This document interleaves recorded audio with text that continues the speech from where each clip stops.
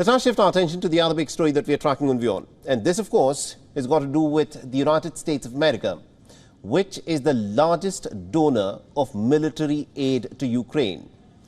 Now, so far, since the conflict began, Washington has provided well over $1 billion in terms of military, humanitarian and financial aid to support the war effort for Ukraine.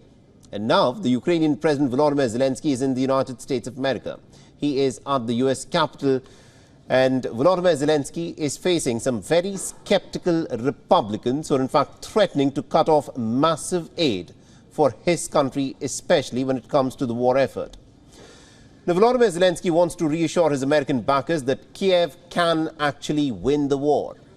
Now, to date, more than $100 billion in terms of aid, including $43 billion of weaponry, has been approved by the Congress.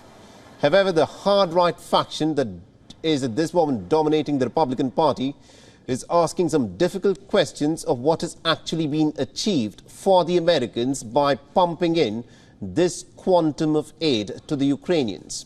And they're demanding that this is military aid that should in fact be kept for the domestic people within the United States of America. Now, what could of course make Zelensky very jittery is the fact that Donald Trump, who's seeking to return to the White House in 2024, has frequently expressed his admiration for Vladimir Putin. Volodymyr Zelensky won't be making a televised speech before the lawmakers. Instead, Zelensky started by meeting the Republican Speaker of the House of Representatives, Kevin McCarthy, who himself is having a lot of trouble keeping a lid on internal party squabbling over the US spending in Ukraine. Now, arriving right after another overnight wave of deadly missile attacks on his country, Volodymyr Zelensky said on social media that obtaining better US air defense capabilities is amongst his top priorities in the United States.